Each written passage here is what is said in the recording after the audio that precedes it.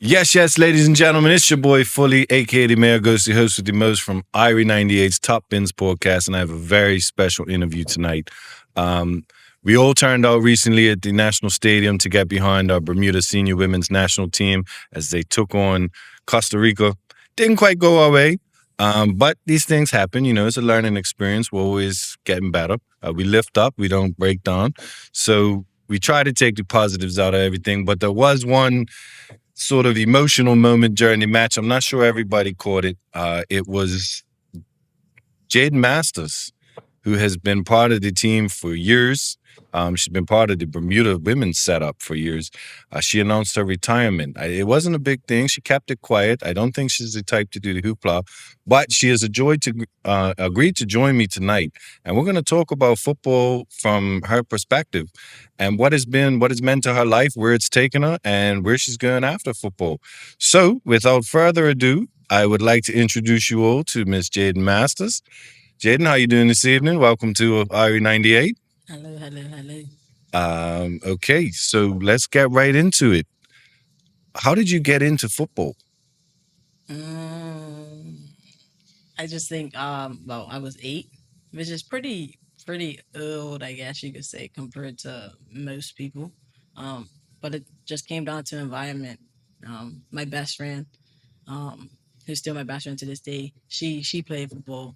Um, this was at Elliott. And then next thing you know, I was playing for the school team, and then my PE teacher at the time, Miss Welch, she she invited me to play for Wolves, and from there it was history. One thing, shout out to Wolves, because Wolves, I mean, obviously you're a great player in your time. Do you know about Renika Bean? Uh, Ramaya's mama. I don't know. I, So when I was at Soltis, this is many moons ago, Wolves had a girl named Renika Bean, one of the best women's footballers I've ever seen. So shout out to Wolves because they always seem to have the talented young females in the rosters. But so you were playing the school team with the boys. I remember one game vividly. I think it was the first game I did play for the boys, and I scored that game. Vividly do remember that. But I didn't predominantly play with the boys. I still Okay. played with the girls team, but I think after a couple games, I want to say not Mr. Lamb. That was my PE teacher at Whitney, but um my male PE teacher at Elliott. He was like, come play for the boys, and I was like, no way. Next thing you know, I remember scoring, and I was like, oh, okay. Maybe I could take this somewhere. Scoring on your co-ed debut has to feel good. Um, so you get in, you start playing football at Elliott. Mhm. You join Wolves. Where did what did women's football look like when you were coming up? Who did you look up to? Was there anybody that in your friend circle? You said your best friend played. Mhm. Where did they take you to a team, or were they playing in the league? Was the league even around when you were young? Yeah. I I mean, I know I'm 23, but I'm trying to remember myself. I know after Wolves, I don't know if it was immediately after or maybe a couple years. I then moved to Valencia to Okay, go under Coach Bascom. So I was there for a few years. Um, funny enough, my best friend that got me into the sport don't even play no more. hmm. Um, Danny Watson. I played um, on the same primary school team. She went to school. She played for Somerset at the time. Yeah. Um, so her and I obviously were we started together, and thank God I was able to end it on the same pitch as her. But um, I can't really think of anybody that I necessarily looked up to at the time. I think at that point I was just a kid that was trying to just stay active. I think at that time I was playing golf, cricket, everything. I was running track and field, doing Sound cross like country. sound like a real kid, Yeah, all rounder. literally. And then I think as time went on, and I started to take football more serious. Oh, I was even bowling at the time. Nice. Um, in a league on Saturdays. I remember it came to a point where my mom was like, "Look, you need to pick between golf or football, and I probably broke my daddy's heart. But I did play. I did pick football, and I don't regret it. I mean, I look back now and I'm like, I probably wouldn't have gone through what I went through, but We will get into that, but no, golf is a little safer. exactly. But I did go with football, and it went from there. So you're mentioning, and I think this is a very important part of children, even if they're going to be, basketball player, football player, golfer. When they're young, they should play multiple sports because you get a little something from each Mhm. sport, and it all comes together. You get eye-hand coordination. You get this from, speed, foot Mhm. speed, hand speed Yeah. from certain things. Um, were your parents? You said your dad was a golfer, so he Mhm. was a little upset when you turned down golf for football.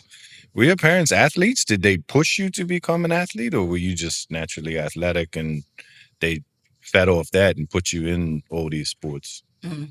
Yeah, I mean, I know my daddy played football. He played cricket for Bermuda and Bayless Bay.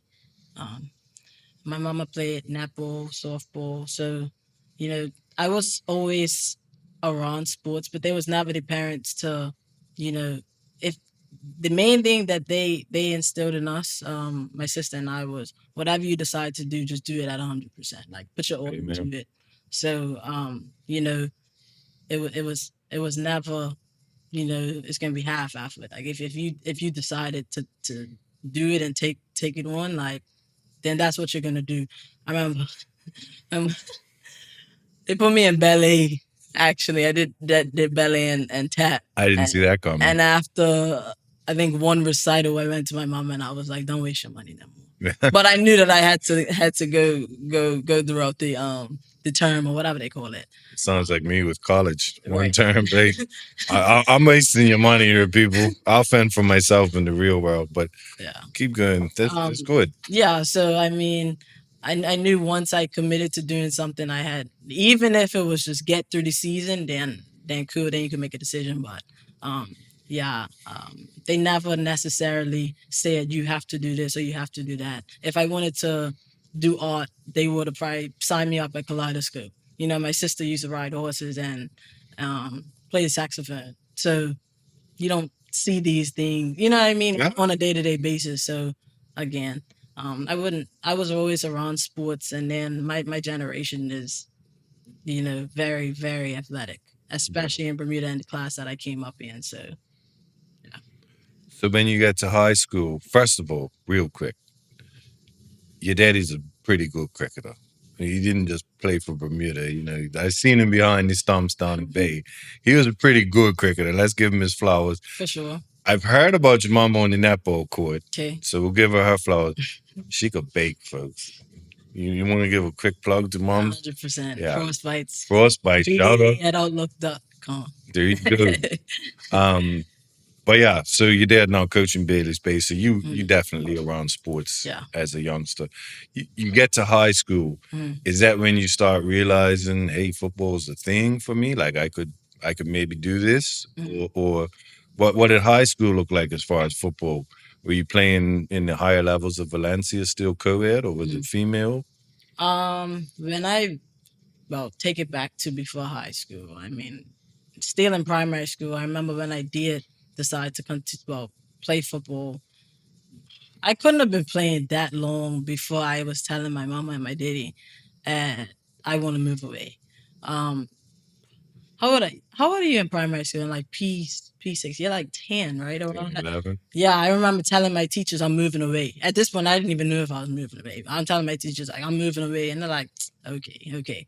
Um, so at that time, yeah, I knew once I moved to Valencia, like, okay, now I'm in a more structured environment. Now training with the best. I'm being coached by the best. Yeah, One of the fair. best on island. And it was a couple times I played with the boys teams at Valencia. At this time, Leilani was still on island. I want to say she went Soltis. So it was times we were training. She was older than me. Oh, I want to say she was about 2 years older than me. So she was always in the older age groups. But there was times we played together, or I would go up in age. But yeah, I mean, primary school, I knew this is what I wanted to do. I think once I started playing football, at that point, regardless of me playing every other sport you could think of, you always saw me with a football. Um, I would say when I got to middle school, I ran away with the I don't know what age group it was, but it was the man's or the boys national team to a camp at IMG. That was in 2013. So at that point I was 2013. So yeah, I was 10 at that Right. point. Like so now I'm being exposed to America. And I remember Kimbo she saw me once, and after that, that was all I. She was a coach out there. That was I think I heard her from day in day out.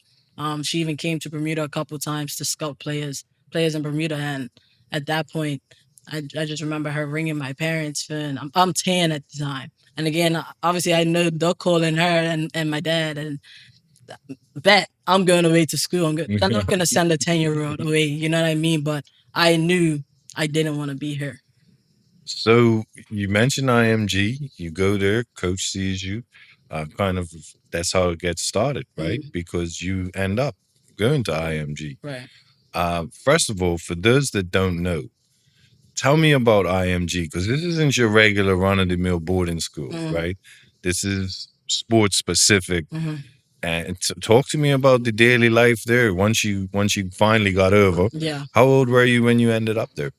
So I was 13, and that happened overnight. I mean, I know my parents were in communications with them, and then they went through a different management, so there was no communication at one point. I remember my mama waking me up one day, and she was like, "Look, this is the deal. Don't waste my time. Don't waste my money." So Got that same speech. don't waste my time, don't waste my money, and if this is what you want to do, then understand what your dad and I are sacrificing. So I was 13. I that I got woken up in August. School starts in August. Yep. I didn't move out there until September, so I was late. um but I mean, honestly, it's like college. Like, and that's the best way to put it. But you're training every day. Yeah, you have school every day. Um, you maybe got one off day a week, and that's if you're lucky. Because even your off days are recovery days. So it's legit a college schedule. No, when you say a college schedule and training, are you doing physio? Are you doing recovery? Mm, Are you just training, go back to your dorm yeah, or video sessions? How often are you playing? right. What is that? What is a college? Because you now know what a Right, right, college right, schedule. right, right, But right. what does a college schedule Mhm. in high school look like for you at 13? Yeah. So you're waking up at, say, school starts at 7:30. You're waking up 6:45, 7, breakfast. And then why you make that face? Hold on. School starts at 7:30.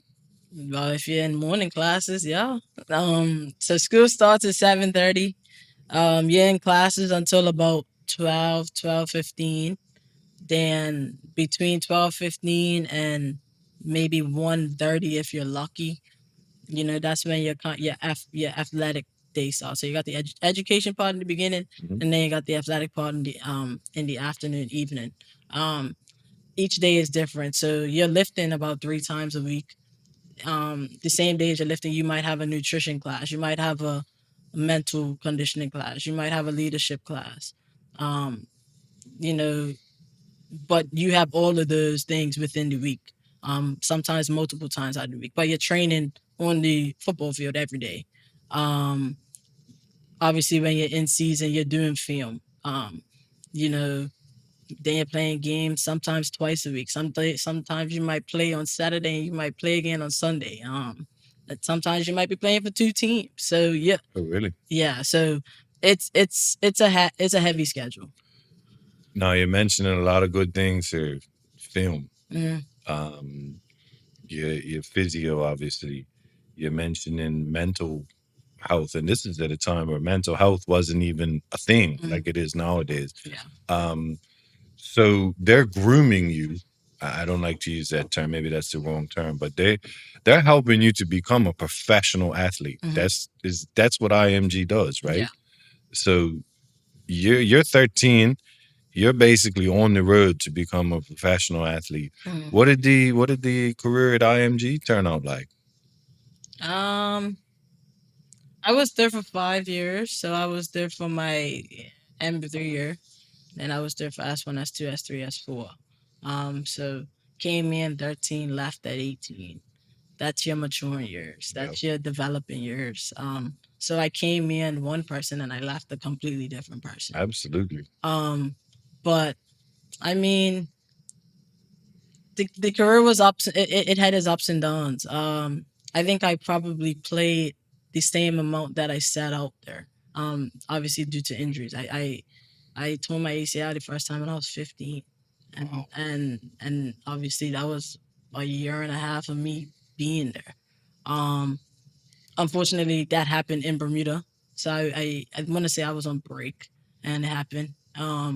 But yeah, and then obviously one led to two, led to three, led to four. Um, So you're talking about four ACLs, yeah, all on the same knee. no, three and one. I mean, not that Okay. that's much. Yeah. Well, let's get into that. ACL. This is 2015, 16, This is 2017. 17. So you're still at that time when an ACL was considered maybe career ending. Mhm. I went to school with a guy who was being every weekend he was being flown down Florida State, Mhm. LSU, USC. This is in the earlier 2000s. Sure. Tore his ACL in a game. Basically, his college career was not in the Mhm. States anymore. It was Yeah. up in Canada. So you as a 15-year-old tearing your ACL, Mhm. how do you deal with that? What's the recovery process? What's the Mhm. mental Yeah. looking like when you tear your ACL at 15? Mhm. I think because I was in a professional environment anyway, that helped. I've been in Bermuda prior to that, where you've seen people tear their ACLs and not come back from it. But now I'm in the space where them seeing this every day. Right. So I'm like, wow, I could do it. You know what I mean? Like I'm seeing I'm had teammates that has happened to. I'm seeing this every day, or I'm in this space where I'm seeing people rehab every day. So mentally I was okay. I mean, I've been pretty defiant my whole life, I would say. So you know obviously you got people in your ear, especially unfortunately Bermudians. So I remember when I first tore my ACL, and somebody told me hang up your cleats, like pack it up. This is on the first one, you know what I mean? So at this point I'm like, all right, like I'm gonna do exactly what you're telling me not to do. Like, yeah, well, I'm sorry, yeah, pretty You do much. the Like, opposite. I'm gonna do the opposite, right? So, like, the first one was all right. Like, I was fine.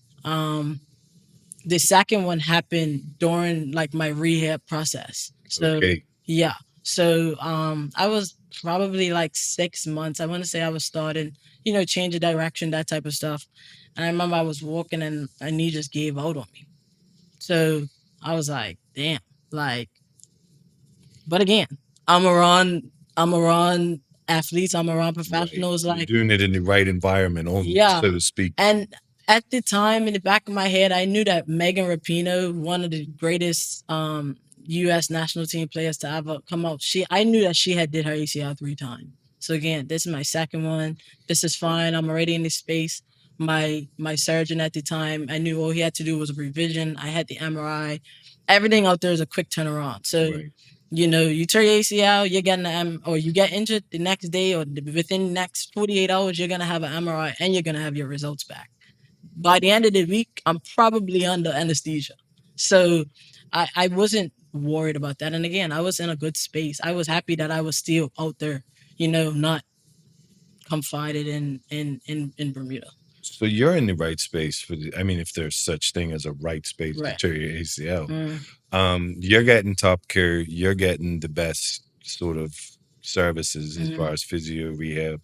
What are your parents like at this time? Are they flying out to you, or are you still on your own? mm, Because when you have an injury like that, there's obviously a period of time where you're stationary. Mhm. You can't just get up and walk. For Mhm. those that don't know, your ACL is pretty pivotal in walking, Yeah.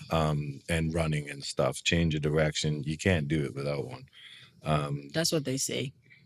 I mean, if anybody would know if you can, the defiant one over here.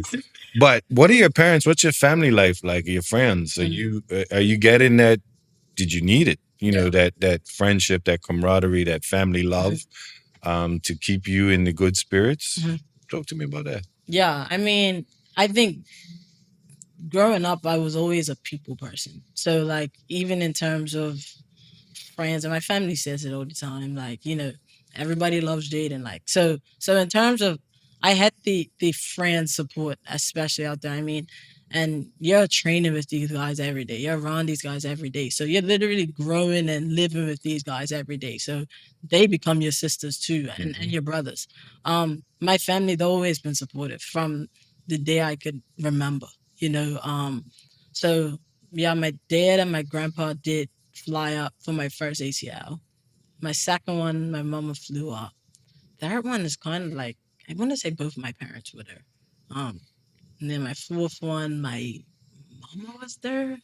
I don't know, but regardless, they were there every step of the way. So To say the least. you weren't just left on your No, own. No, your family never, was there. never. If for anybody that's going through that or may go through it that's watching this, what just give me a quick, you know, you need that. Like you need to know that your Mm, family's behind you. Obviously, not everybody's going to be at IMG, mm, so they're not going to be getting top of the line. mm, But I would hope that everybody's in a place that at least takes care of them. right. So that part hopefully Hmm. is good. But the family side of it, you need that. Mm. Yeah, I would say, rel don't think that you don't need people. Fair. Um, I think when people go through tough times, and this is take injuries out of the picture, I think people always think um, that you have to go through things alone. I mean, it took me a long time to figure it out, but like I had to understand like it's okay not to be okay. Um, That's a big so one. Say that again. it's okay not to be okay. Amen. But luckily for me, I had my mental coach and Lindsay Hamilton. Like I talk to her still to this day, and you know what I mean. That was 10 years ago that I first met her. But yeah, rely on your people, man. Like friends, family. Like mental health is a real thing. Um, you know it and it's only getting worse. Unfortunately, it is. And especially in women's sports, and that's not even to downplay men's sports because man egotistically people think like men think that they can't talk to nobody or that they don't have feelings and maybe that's the facade that people have put on you guys, but at the end of the day, like we all bleed the same blood. You know what I mean, we breathe the same air. You have feelings, you're not a robot. Like, it's okay not to be okay. Talk to somebody. Don't think that you have to ever take it on internally because that's when you start to become at war with yourself Right. and at the world. So we have the mental strength. We've got the family support. Sorry, the mental health aspect Hmm. of it. Talk to me about the mental strength having to every single day. You can't go for a walk. Mm, You can't just get up and go for a run. You can't train with your teammates. right. Does that take wear and tear on your mind? Because you can't, you like, obviously, this is the game you Hmm. love. It's been taken away from you. What does that, the mental side of rehab, Hmm. look like for you? Or what did it look like for you? Yeah. I think looking back at it now, I have a different viewpoint on it because obviously you look back and you're like, okay, dang, maybe I didn't see it then, versus the viewpoint I have on it now. But I would say when I was going through it, yeah, it was days I didn't even want to get up out of bed. Like it was days where literally I would go health services and I would tell them, look, write me a note. I don't want to go to school. I don't want to go to rehab. Like it was times where I didn't want to show up. I'm 13. Well, at the time I'm 15. Like then it's happening again when I'm 16, 17. Like you know what I mean. So 100%. Like it takes mental strength. luckily, and I don't know what God blessed me with, but I was able to get through it multiple times. But that's not normal. You don't No. see this. You know what I mean? And I think I'm now of the age where I'm able to finally accept that.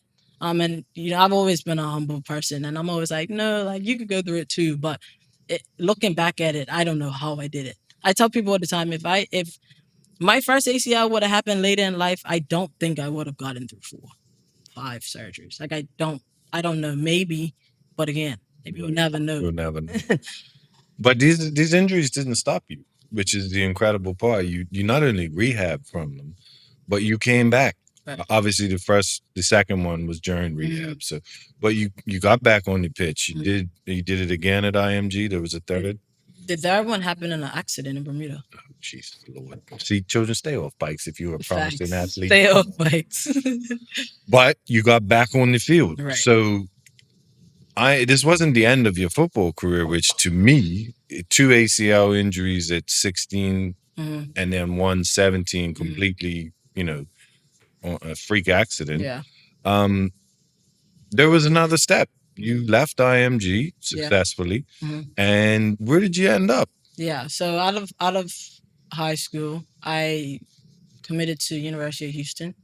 And yeah, that was my college career. So that was the COVID year. So I graduated in 2021, Rennie, and What a time to be oh alive. my goodness, the most stressful time because Really? we had a blackout period, so we couldn't talk to nobody, no coaches or anything.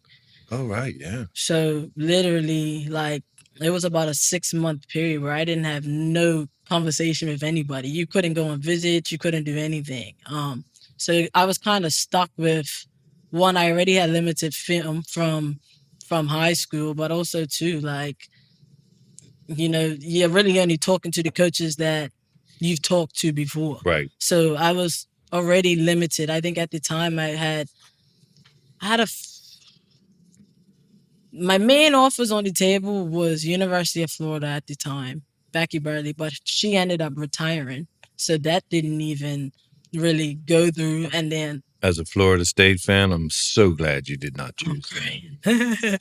and then University of Houston, which I didn't even want to go there. But it got to a point where I was like, take what you have, given the circumstance and given the situation of COVID. You don't even know what you know what I mean. So I went to Houston, and that was the COVID year. So they was giving everybody an extra year. So I went to a roster of 35 players. Yeah. So I remember my first going training and my first couple games. So you play 2 exhibition matches, which don't even count towards the season, and then you start season. So I'm 3 games in, the 2 exhibition matches and the first collegiate game, and I'm wondering like everybody plays in the exhibition matches. Like, why haven't I touched the field like at all? Then my coach came to me and he was like, "Look, I want to redshirt you, so that we don't waste a year." In English terms, I was going to say, not all of our followers, I know what you're talking Right. about. Not all of our followers know what's a red shirt, real quick. Yeah. So red shirt's just pretty much where you save your eligibility. So you sit out a year and you have that year. So you could only play 4 years. With COVID, you was able to play 5, but I didn't come into the COVID year. Like I had 4 years and only 4 years. Right. So you could redshirt to pretty much preserve your year. Gotcha. You can't touch the field at all. You touch the field for 1 second and that's it. Your year is gone. Your year is going. So I'm wondering why I'm not playing. Like, so they brought me into my office, and pretty much just sat me down and told me like, look, we don't wanna burn your year. You're gonna play maybe 5-10 minutes every couple games because you got 5th-year seniors on the team that they wanna play. You know what I mean? Not even they wanna play. They deserve to play. They just lost the whole year due to COVID. So didn't play my freshman year. But I was okay with that long term. Still get to train, Yeah. travel. Still not necessarily, well, because the roster was so big, Right. they didn't travel everybody, but I'm still training every day with the team. I'm still in film, I'm still lifting, I'm still doing everything, legit, just not playing Right. the games. And then it wasn't until sat out from August to December. And then January he sent us a message, emergency message, and said, you know, we have a Zoom call today. He pretty much just told us like, look, well, I'm stepping away from college football. Um, Again, this is the coach that brought me in. I haven't even played under him in a game. Shortly after that, I had national team, which was February of 2021, February of 2022. That was when we went to play Jamaica. Um, and left with one coach, played Jamaica, got injured, and then came back to another coach. So that already is what's going on. Like, Right. And for those that don't know, when she says she got injured in Jamaica, it was another ACL, yeah, right? So it's not just you twisted an ankle or right. something. So that was number 4. That was number 4. At that point, I had been played all of my senior year at IMG, and then so I probably have been playing for about 2.5 years at that point. No, No nothing. issues. Obviously, you're still rehabbing every day just to maintain and strengthen, and but yeah, And I mean, I was tuned into that game. This was in the era after COVID, where like Disney Plus and yeah, was Sports Max started to show the or women's Peacock. Peacock. Yeah, They started to all show the women's game.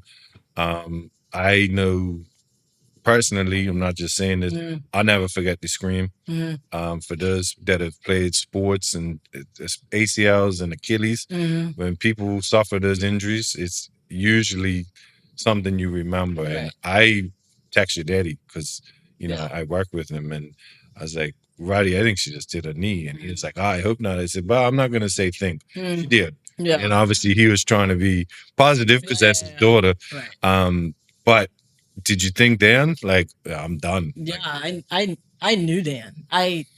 That's why like when I screamed, I literally said my knee, my knee, my knee. yeah, I argue with the doctors. The doctors. So when we go on tour, they hire a doctor in. We don't fly our own doctor out there. And I remember I want to say he was Bayesian, and he was like, "Don't be so negative." And I'm like, first of all, you're telling someone that's did this before, not once, not twice, but now 3 times. Like, I know what my knee's supposed to feel like, and it don't feel right. I can't even at this point. That was the first contact um ACL injury that I've had, and I immediately knew. I knew the second it happened. was it a bad tackle or just unfortunately coming together? She A little bit of Bunny weren't getting enough in that game, okay? we see now we're getting into it. This is what I like. Bunny She wasn't getting she anything, weren't. but again, for They were those that also don't, up to nothing at the time, so the yeah, tackle wasn't it necessary. wasn't necessary. I think I'm me as the center back. You see, I'm sending the ball up the field. Like, again, maybe controversial to the Jamaican fan, but again, as a player, like it wasn't necessary. She got booked that game. yeah. She got a yellow card, and she was mad at that. I remember she came to the stretch and told me stop crying. Wow. So like, For those that don't know, she's talking about Bunny Shaw, yes, who is a Jamaican striker right, who plays for Manchester City. yeah, She's not your average run of the mill, mhm, women's player who's just playing in the local leagues. right, She is a top goal scorer in the women's game these mhm, days. And you had her in your back pocket. yeah. So she may be a little frustrated. Maybe. I mean, I went off the field and she scored with him. Yeah, So she like, did. again, I mean, uh, everything happens for a reason. So I'm not even gonna get into that. But yeah, that game was tough for So sure. we get back to school So now I'm getting back to school and injured, injured, and I'm coming into a new coach. So who's probably like, what am I gonna do with this girl with one leg? yeah, well, when a new coach comes in, you kind of have to honor everything that the previous coach had. So like, you can't just completely brush him off the map. But he accepted me at the time. You know, sat down with my parents and I, and said that he was willing to work with me, whether I wanted to medically retire, whether I wanted to keep playing. Like, he was willing to work with me. Um, so that was that. At that point, the rehab process had begun. Um, Again, it isn't just in Bermuda where you hear noise and people's in your ear. I remember my PT at Houston. He actually was like, "When are you gonna be done again?" I mean, maybe at this point I'm just crazy. Like it's happened now 4 times. But I was in my head like, okay, cool. Maybe I am in my head a little bit at this point. Like maybe I do need to back up. Like maybe this is just a sign. Like you know, you served your purpose while you needed to, and maybe it's now time to walk into a different chapter. Like, but I couldn't go out like that. Like I couldn't allow. I hadn't even played collegiately yet, and Right. my goal was always to go and play D1, and you know what I mean. So I ended up coming across the director of hip and knee in Texas, and he decided to pretty much take me under his wing in a sense. And he was like, "I'm gonna fix this issue." So that was when they now brought to the table a fifth surgery, and the fifth surgery required my leg to be broken and realigned. Um, I mean, I have 7 screws and a plate in my knee. No, no way. Nice. Yeah. So like, Airports must be fun. oh no, I was nervous at first, the radiation, but I mean, at this point, maybe I'm just used to it. Yeah, I had 5 in my jaw, and Yeah. I was always like, "Am I gonna set this off?" Off, right? That's But yeah, so met with him. But at that point, he told me I had to wait 6 months because they couldn't have the ACL surgery and right. that surgery together. So that took us to summer. I mean, by the time I had surgery, so yeah, February till about June, July ish. Ended up coming back a little bit earlier than would have expected. I was already missing the season, so now technically I'm did a regular red shirt, and now I'm moving into a medical red Red shirt. shirt, yeah. So going into my sophomore year collegiately, and I mean, at this point, it's kind of like okay, like I just want to play, but I'm trusting this guy. You know what I mean? Texas Medical Center is one of the best in the world, especially in the states. So I trusted this guy, and um, yeah. So when he introduced the surgery, explained everything, and the school covered it. So Even better. right. So at that point, I was like, wow, that's what man. Like you're already missing the season. What's a couple more weeks, months gonna do? Right. Like, you know what I mean in terms of rehabilitation. But yeah, so I had that surgery in August. I couldn't walk for 6 to 8 weeks at all. No pressure, no nothing. Essentially had to learn how to walk again. Like they broke my leg. Um, had to learn how to walk again, and at that point, after the 6 to 8 week process, it was kind of right back to normal programming. My ACL was pretty much healed, but no, I mean, I haven't been able to. My rehab essentially had a pause, so you're kind of restarting everything all over again. And I would say about 12 months later, so February of 2023 was probably when I started to actually like kick a ball again. That's crazy. Yeah. So one thing we skipped over through all this is you had IMG, you suffered your injuries. Mm, You go to Houston, you get injured again, mm, but you got injured playing for Bermuda. When did the Bermuda national team mm. come into all of this? And how did that go? Yeah, I mean, unfortunately, we don't have I would say, the resources, maybe financially. Um, um, so I guess they supported me. The coaches supported me. 100%. Shout out Coach Kita. Like she's probably one. She's outside of my parents. She's probably the one that I mean. I look at her as a mother figure to this day. She never once stopped believing in me. I mean, there was times where all and when I say my parents, her included, like they believed in me more than I believed in myself. They had confidence in me more than I had confidence in myself. So they never stopped believing me, and she always, every single time an injury happened, or a new injury happened, it was always we'll see you back at the next campaign or But that's what you need, a coach that believes in you. yeah. But you have been playing for Bermuda from when was the first Bermuda call up? Under 13s, under 15s? My first I played U17s when I was 12 in Puerto Rico in 2015. You played U17s when you were 12. Mm. I'm beginning to understand why your knees might have been a little fragile. Wow, at that point I had to be honest, I had only that was my first trip. I wasn't and I might have played 5 minutes in that game. Like I wasn't out there starting. Um, that trip was more an experience trip, if anything. But yeah, so that was my first trip ever. I was 12. Um, playing with the U17s, went to Puerto Rico. That was an experience in itself. But um, that following year, which was 2016, we had a U15 campaign. So that was probably like my first like real trip with my own. I mean, I can't even say my own age group because when we play United States, we're playing against 15-year-olds and we're 12 and 13. You know what I mean?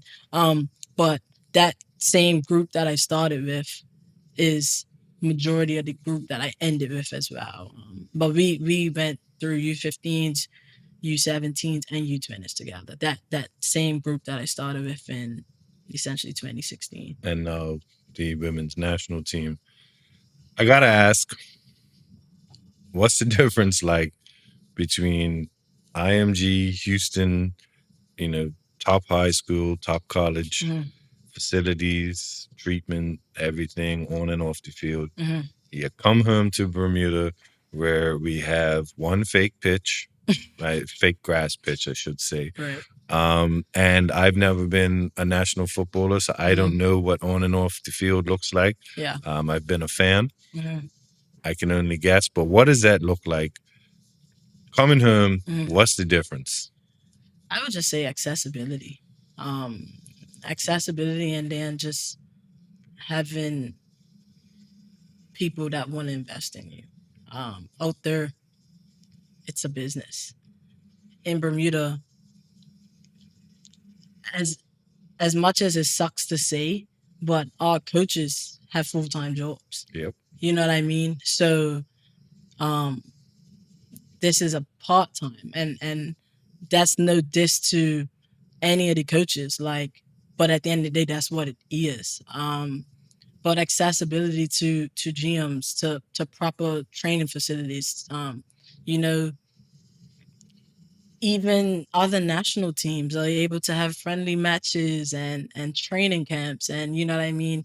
Um, that's probably the best way to put it. Honestly, I can't really elaborate more than that. Right. No, Because I think it speaks for itself. I'm not asking you to throw anybody under the bus, Yeah. and this is all things we hear. I'm just asking to hear it from a player side. You say like friendlies and stuff. Mm. I was told, I don't know if it's true, that Costa Rica flew to Brazil to play Brazil Mhm. before coming here. Yeah. We played against North Village's men's team. Right. Or sorry, you played against Yeah. North Village's men's team. That's the best we can do, Right. unfortunately. You always hear that the teams coming to play Bermuda go and play high quality opposition. It would be great if that could change Mhm. in the future, but like you said, it's got to be investment Mhm. and yeah. But talk me through.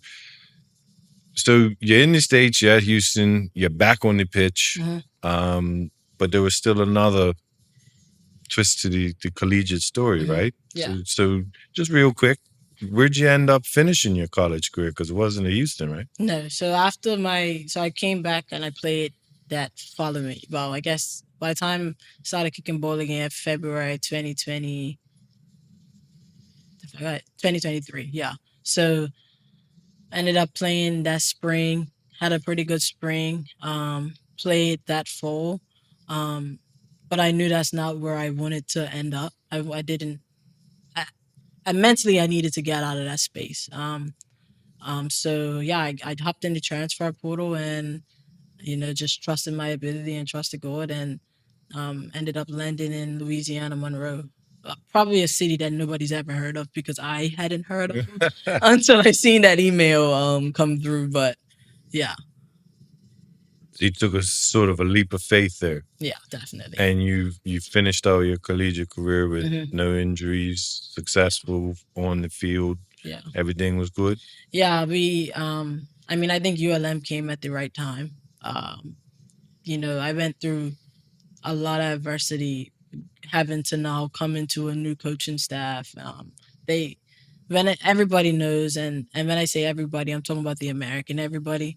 Bermudians may not know as much, but when a college coach recruits you, that if a college coach recruits you, that's who they want. Now they could come into a system. You could be the best player that I've ever seen, but if they didn't recruit you, 9 times out of 10 they don't want no parts of you. That's not the team. That's not who they recruited. Right.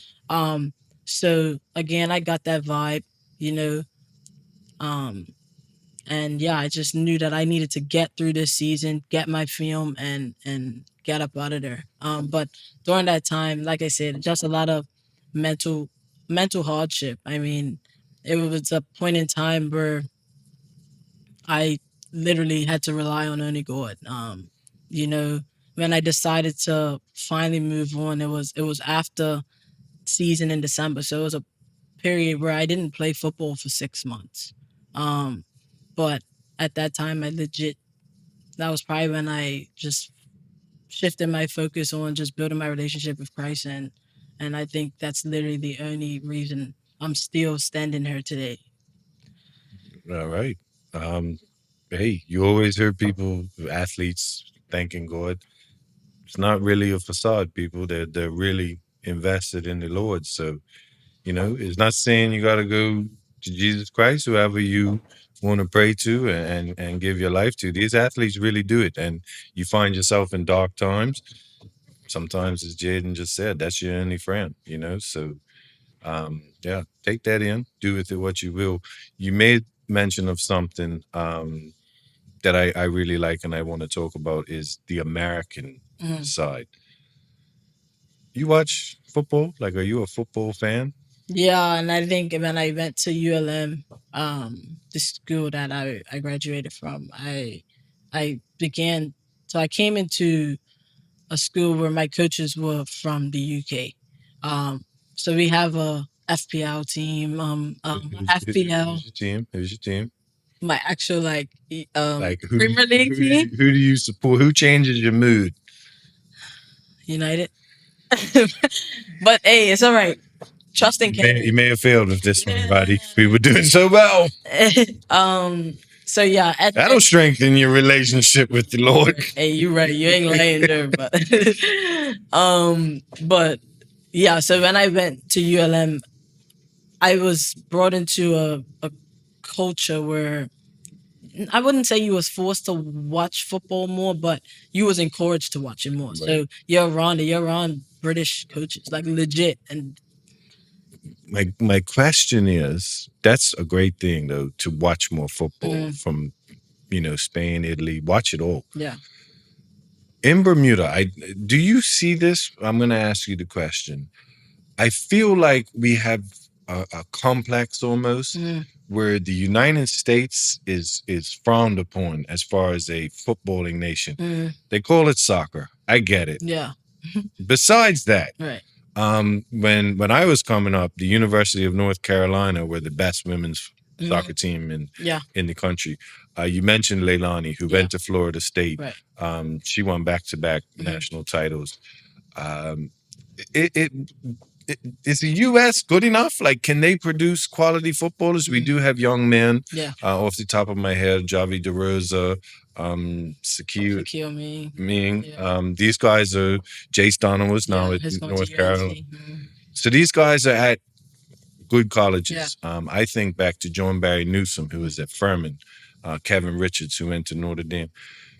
There are success stories in Bermudian football that went to the States and further back. We can go there. Is the U.S. somewhere that you would encourage people to look to go to football instead of we have this everything's got to be Europe, Europe. especially the UK? And I'm not knocking it, Yeah, no, for sure. but is the U.S. capable of making you a professional football player, soccer? So, I mean, yeah, I mean, I look at me as a good example of it. And then you have Leilani who started in the UK and then came over to the US. A lot of people don't know that. Right. So I, I'm me probably being biased and being in the States now 10 years. I'm always going to tell people come stateside. Closer. But yeah, but I think that as long as you get out of Bermuda, Yeah, like, and fair. that's probably the best way to put it. Like, I think when you're stuck in Bermuda, you have this, it's this facade that, oh, I'm the best player. Like, respectfully, you're not. Yeah. You go out there and it's a different world. Personally, as a women's football player, like I do think me leaving at a younger age, it helped develop me fast in terms of the speed of the game. But I also played futsal in Bermuda, which also helped me with Pete Ricards. Like he helped me, has that edge Pete and share about. So they helped me give that edge, but also too, like, get out of Bermuda. Like, if you want to develop your game and look long term, you gotta leave at a decent age. I'm not talking about leave when you graduate. If financially you're able to make that leap beforehand, then I'm gonna encourage that every time. And me being a product of United States, come stateside. Goes. So the United States can produce top quality footballers. We're talking to one tonight. Uh, and would you say go where you're comfortable? If you're comfortable in England, i.e., you have family over that side, you're Right. not saying, you're just saying basically go somewhere and be And comfortable be and grow comfortable. your game. Right, 100%. So I have to ask because we're bringing it to an end. We finished college. Mhm, You're getting into adult life. mhm, You're retiring at 23, or you retired at mhm, 23. Why? mhm. Um, I would say it's been heavy on my mind for a long time. I mean, I like I said, when I went through the last ACL, when I was still at Houston, I was second guessing myself. Like, I remember writing a pros and cons list. Obviously decided to continue playing. At that time I was 20 maybe. But yeah, like, just my butt is tight. Um, and I don't think I'm in love with it anymore. And when I say in love with it, I'm talking about the playing aspect. Football is always going to be a part of who I am. I don't think it's who I am, and I do think that I have an identity outside of um, football. But it's gotten me where I am today. But yeah, man, my butt is tight, and I want to be able to end on my own terms. I'm had the game taken away from me. I wanted to ask you, is the fear of having it happen again I on your try mind? not to. I try not to play with fear, and I say that because 9 times out of 10, when you play with fear, that's when the injuries Yeah. happen. Well, And I don't think, like, if you watch me play, I don't think I play with fear. I mean, I go into tackles like I'm, like, some may say senseless, but others, I mean, my teammates, the way they call me ninja, and you know what I mean? They're like, you just be doing anything. Like, play like, you've had some, long right. term injuries. But no, I don't, I try not to play with a fear, but obviously it's always going to be that little voice in the back of your head, like, it's happened before, it can happen again. The sport don't love you, respectfully. No sport loves you. You could love the sport, you could be in love with the sport. I tell people all the time, football's been a bad boyfriend to me. Um, and that's the best way to put it. Like, I wanted to be able to end on my own terms. And I think me finishing collegiately in December, it made it easier. I went out with a bang. We won the league, got a ring, won the trophy. Um, and I finished in December. I knew I wanted to finish on home soil, and that opportunity came on March 3rd. Yeah, ideally it would have gone a little differently, but one thing about you, you seem like a competitor, so Yeah. you'd rather it go in a tough game Hmm. than just cakewalking Right. somebody. So credit to you. You done? You sure? Yeah, I've gotten that question a lot after the game. But no, I made that decision a long time ago, and it's hard. You Yeah, know, what I mean, I'd be lying if I said that. You know, it ain't crossed the back of my mind. It's like, one more, like, but I've been saying one more for a very long time. I didn't even want to go through this last collegiate season. One of my best friends in the states, she's from the UK, and she came in as a freshman, and we played our freshman together at ULM. Um, but she was like, just give me one more year, just give me 1 year, one more year, and I graduated in December, so it was more so like.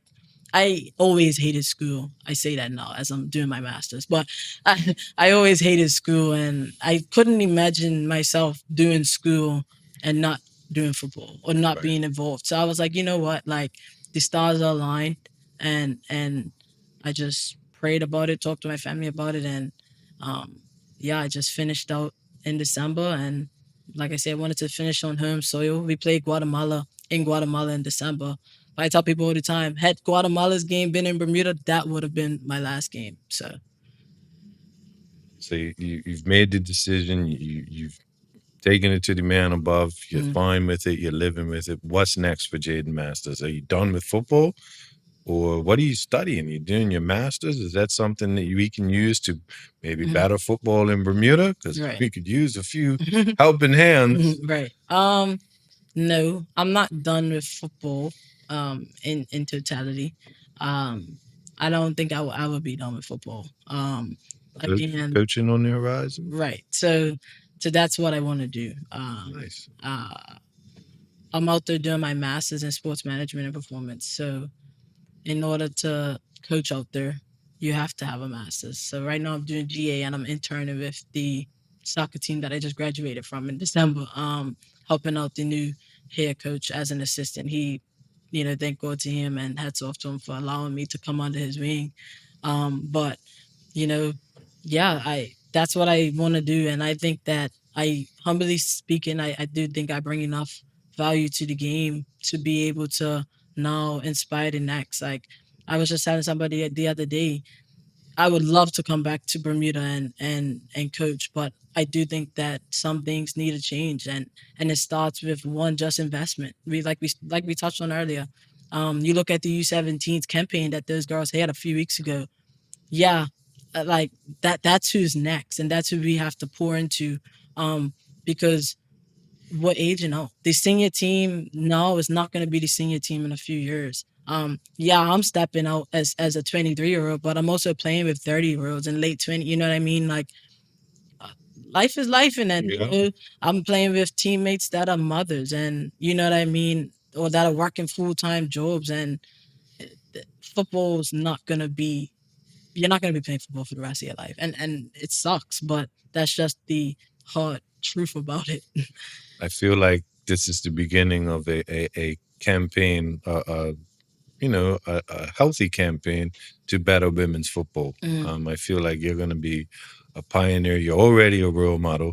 And with that being said, before we wrap up, I'd like you to look into the camera, talk to the next generation, talk to your teammates if you want to say thank you or anything. mhm, Just real quick before we go, talk to whoever you want to about life. mhm. Say thank you, inspire the next, give the youth something to think Yeah, about. yeah, yeah. Just give me a little quick minute or so. Um, I would just say thank you. I mean, to my current teammates, both away in Bermuda. You know, regardless of what I went through, you guys never stopped believing in me. Um, so thank you again. You guys always had confidence in me, and I didn't have confidence in myself. So I would just say thank you. That's probably thank you. I can't say much more than that. And I might be stepping off the field, but I'm always here. I want to get back to you guys. I'm forever in debt to you guys. Whether that's my coaches, whether that's my teammates, but to the younger generation, like you guys are next. You have us to lean on. And in terms of mental health, like you never learn. Reach out. You have my number. If you don't have my number, find my number. Hit up Coach Keto for my number. Or my parent, whoever. Um, but keep going. Like you're gonna have the negative critics, and you're gonna have the positive critics. You're gonna have people that want to see you do great, but never better than them. Um, but just keep going. Prove them wrong. That's what I did my entire career. I'm had people tell me hang it up 8 years ago. You know what I mean? And I just stopped playing a couple days ago. But I'm not going nowhere. This isn't the book closing. Like this is legit just one chapter ending, and I'm just turning the page. So I'm not fully stepping away from the game, but I'm legit just I'm just the I'm in a different seat to best say it, I guess. Love that. Anything you want to say to your family?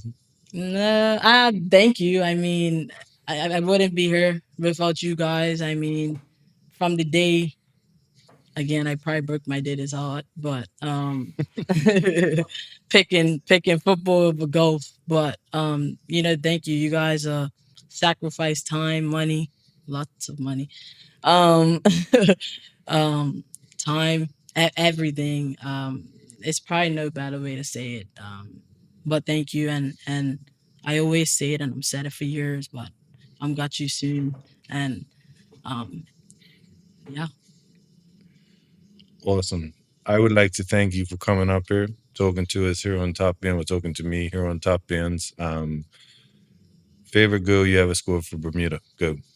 um the Dominican Republic. First girl. Up National Stadium? Yeah. Yeah, that was a humdinger. That kind of announced you to Bermuda. That was my comeback game. Yeah. That was when DR didn't even know who I was. Yeah.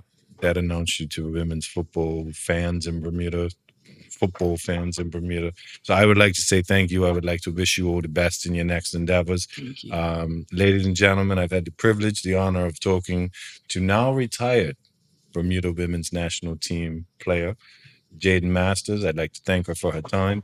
I'd like you to take her words in and listen to what she said. One, get right with the Lord. Whoever you choose to get right with, do that because it may be the only person you have in your corner. Also, your family are going to make sacrifices for you to get anywhere in life, whether it be sports, business, anything you do, your family are going to make sacrifices. So reward them. When it's your time to give back to them, do that. Don't ever leave your parents. Obviously not every household is the same, but the people sacrificing for you, they love you. So return that love in whichever way you can by giving your best, giving your all, and doing the absolute utmost you can to make their sacrifices worth it with your success. And the last thing, Jaden said, this is the end of a chapter. She's saying goodbye? Nah, she's just saying see you later. So she'll be around. Jaden, thank you very much. This is Top Ends, Irie 98, the Feel Good Station. Stay Irie, folks.